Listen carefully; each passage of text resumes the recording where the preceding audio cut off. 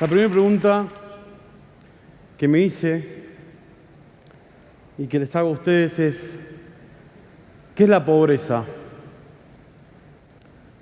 Por ahí algunos se imaginan que la pobreza tiene que ver con esto.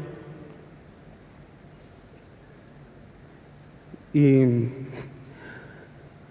con haber vivido en un barrio como este. Y la verdad que desde muy chico creía que la pobreza, o me hacían entender que la pobreza tenía que ver con esto. Yo soy el quinto de 6 hermanos, yo, mi Mariela, Marcela, Mauricio, yo y Oscar. Nacimos en San Juan y nos vinimos a Buenos Aires a buscar el oro y el moro. Mi padre le habían prometido trabajo, casa, auto, éxito. Esta es la única foto que tengo de mis padres juntos, porque Buenos Aires a mi padre lo mata. Se termina muriendo a los pocos años de estar acá. Y ahí empezó una lucha eterna por tratar de vivir con dignidad, en tratar de mejorar la calidad de vida que nos tocó vivir. Usurpamos un terreno con mis hermanos en medio de la villa. Éramos pobres, personas que vivían en un terreno usurpado que no teníamos a veces ni siquiera para cenar.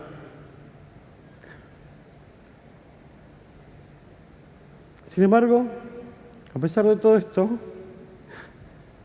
y a pesar de haber vivido la discriminación y señalarnos como nos señalaron durante muchos años a toda mi familia, a mí había algo que siempre me enamoró y siempre me gustó. Yo amo la música, yo soy músico. Y realmente descubrí la música a través de una mujer que cuando la escuchaba era para mí increíble. Yo la miraba a ella y era como un ángel. Yo me sabía todas sus canciones, todas sus letras, todas sus coreografías. Me aprendí todas las melodías, tenía todos sus cassettes. En esa época había cassettes. Y realmente para mí era una estrella, era un ángel. Esta mujer era Gladys la Bomba Tucumana. Yo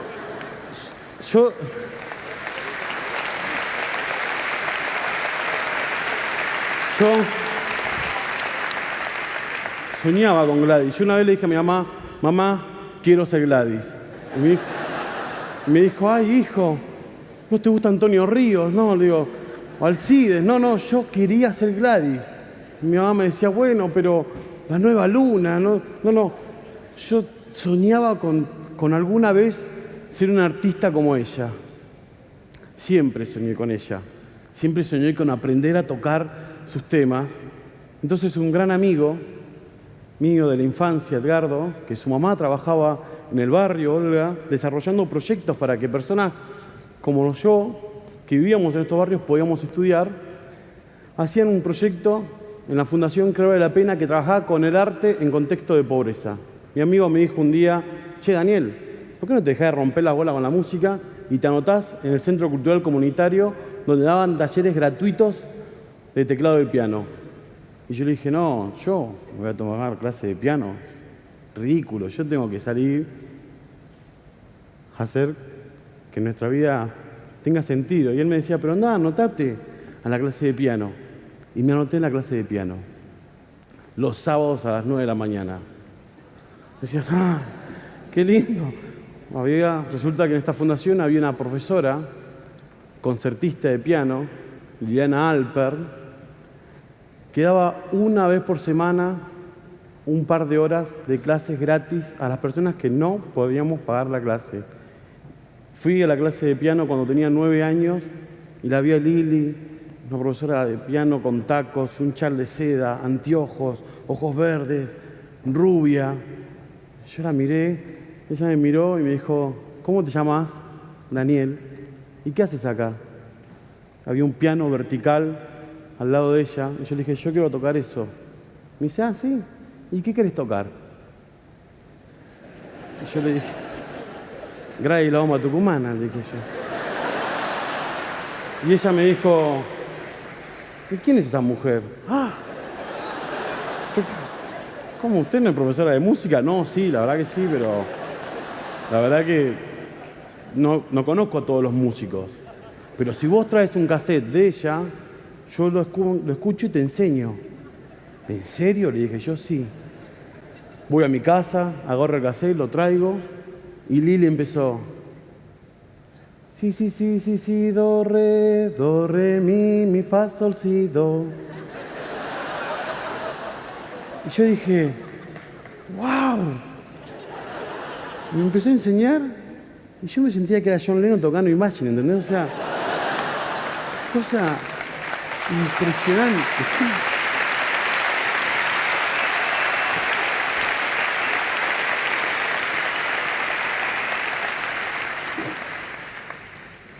Lili me dijo, mira Daniel, vos podés aprender esto y mucho más, si vos querés. ¿En serio, profe? Sí. Vos podés aprender todo lo que quieras aprender. Y el otro sábado le llevé La Nueva Luna, Los Charros, Gilda. Aprendí a tocar, había una banda que se llamaba Los Palmeras. Ay, que yo soñaba con las palmeras. Y Lili me enseñó toda la música que yo quería aprender.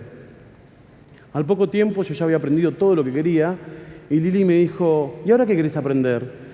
Y yo le dije, no, ya está, yo ya aprendí a tocar lo que quería aprender. Y me dice, mirá, Daniel, con estos mismos acordes existe un tipo que se llama Beethoven. ¿Sabés quién es Beethoven? Sí, le dije yo, un perro de una película. No, querido. Beethoven no es un perro. Beethoven es un músico que toca para Elisa. Y me mostró para Elisa. Cuando escuché para Elisa, me enamoré de para Elisa. Y yo le dije, Lili, ¿yo puedo tocar eso? Y Lili me dijo, vos podés tocar eso y mucho más, Daniel. Todo lo que vos querás tocar. Y ahí aprendí a los 9 años a romper con la primer pobreza, que es la pobreza de lo cultural. Yo solamente pensé que la música era...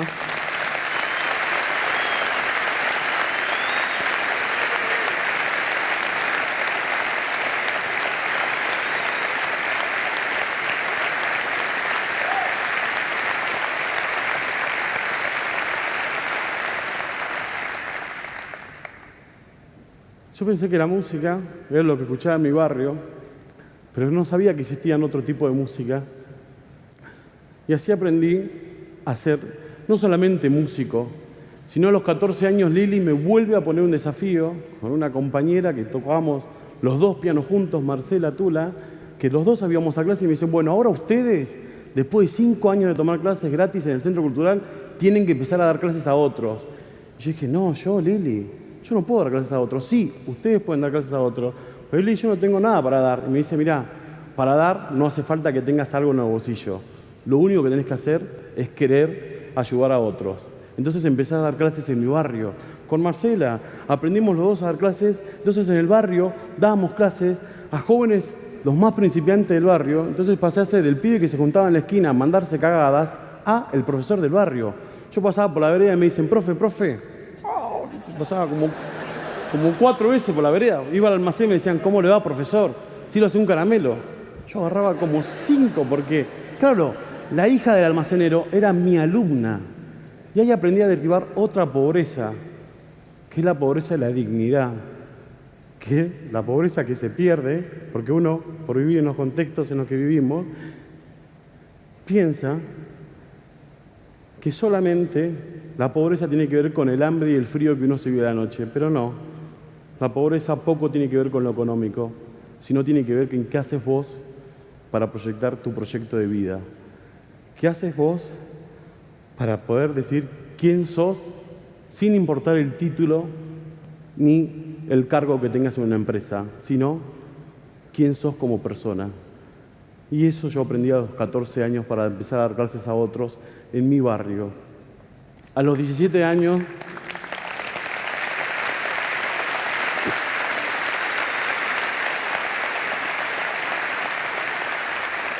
A los 17 años yo empecé a coordinar el Centro Cultural Comunitario con actividades con jóvenes de los barrios, donde ya no me importaba solamente aprender yo y enseñar yo, sino lo que hacíamos este grupo de jóvenes era formarnos y empezar a pensar sobre cómo nuestra comunidad, cómo nuestro barrio podía hacer actividades para que pueda mejorar la calidad de vida, ya no solamente de los que estudiábamos, sino de nuestra comunidad. Hacíamos eventos en los barrios, festejamos el Día de los Niños, buscábamos las necesidades de nuestros barrios y empezábamos a mejorar de vuelta, no solamente nuestra vida, sino la vida de nuestros vecinos. A los 25 años me voy a esta fundación, porque sentí que en Claro la Pena yo ya había pasado desde alumno, docente, coordinador, director ejecutivo de programas, inclusive hasta formaba ya jóvenes en temas políticos. Y empecé a entender que tenía que poder derribar otra de las pobrezas. Entonces empecé a trabajar con una organización civil que se llama Inicia, y lo que hicimos en Inicia fue trabajar en el penal, porque un joven del penal, que era el hijo de una amiga mía, lo vamos a ver, porque estaba ahí, preso. Cuando fui al penal, lo primero que vi fue esos dibujos que ustedes ven atrás de los jóvenes, que eran todos, es como una galería de arte, eran todos dibujos donde ellos habían dibujado todo lo que ellos querían poner. Entonces, lo miré a Cristian junto con Olga y le dijimos, che, Cristian, ¿qué hacen acá en el penal? Nada. No, pero ¿cómo, Cristian? Nada.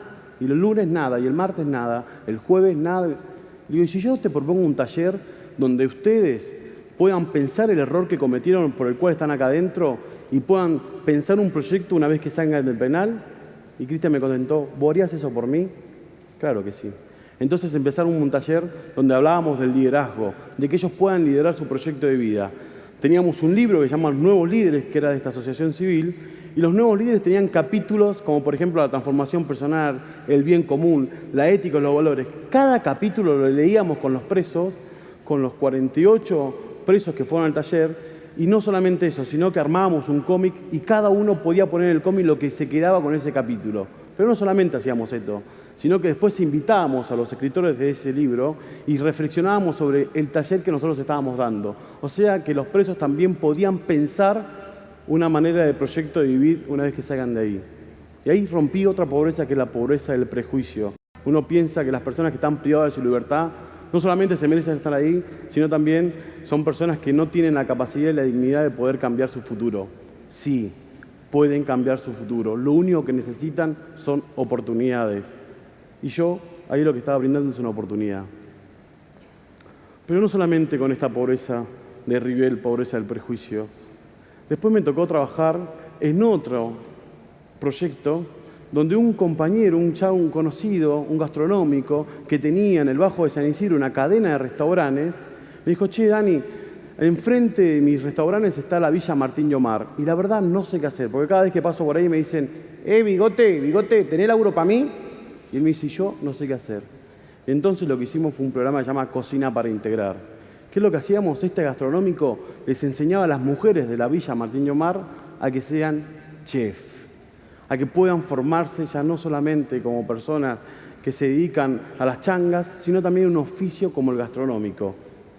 Y ahí rompí otro prejuicio, y rompí otra pobreza, que era la pobreza de pensar que personas que viven en contexto de vulnerabilidad solamente pueden trabajar de changarines. No, son profesionales que también se pueden formar en oficio como el oficio de ser chef. En el camino me encontré con otra persona que también me ayudó a romper otro de mis pobrezas. Esta persona, nos conocimos en una charla juntos, y él tenía una empresa donde desarrollaba productos con diseño, un calzado con diseño distinto. Él da su charla a una empresa joven que exportaba a distintos países de todo el mundo. Yo doy mi charla y él me dice, Dani, tenés que trabajar conmigo.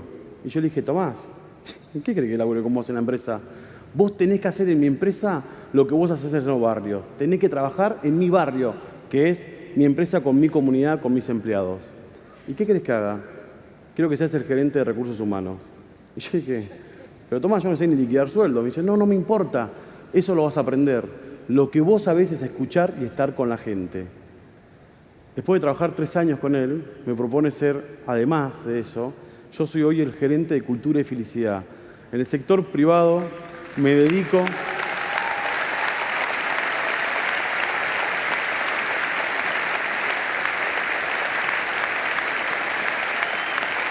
Ya no solamente me dedico hoy a trabajar en los barrios, mejorar la calidad de vida de las personas en los barrios, sino también las empresas empiezan a pensar que todas las personas que trabajan en una empresa pueden mejorar su calidad de vida y tienen que trabajar siendo felices y trabajar la cultura de esa empresa. Pero esto no fue lo último.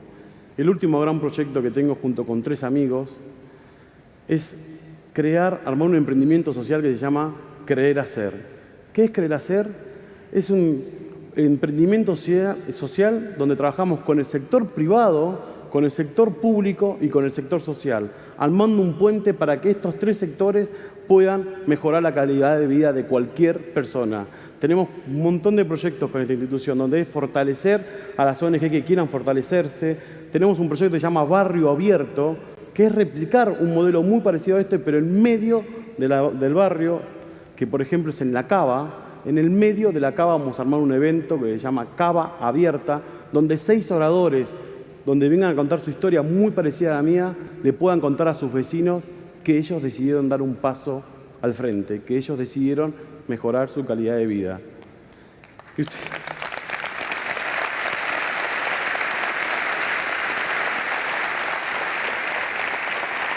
Ustedes me preguntarán hoy, bueno, ¿y cuál es tu riqueza? Mi riqueza tiene que ver con esto, con haber formado una familia con mi mujer, con mis hermanos, con mis amigos, ser el padre de Lautaro y Catalina, que tiene 2 meses de vida.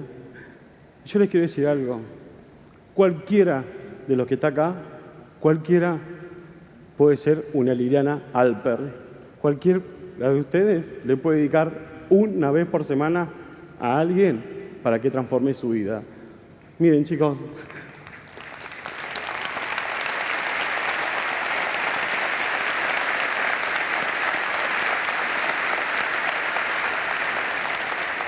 A pesar de su pobreza económica o de su riqueza económica, no hagan de que sus vidas sea una vida pobre. Muchas gracias.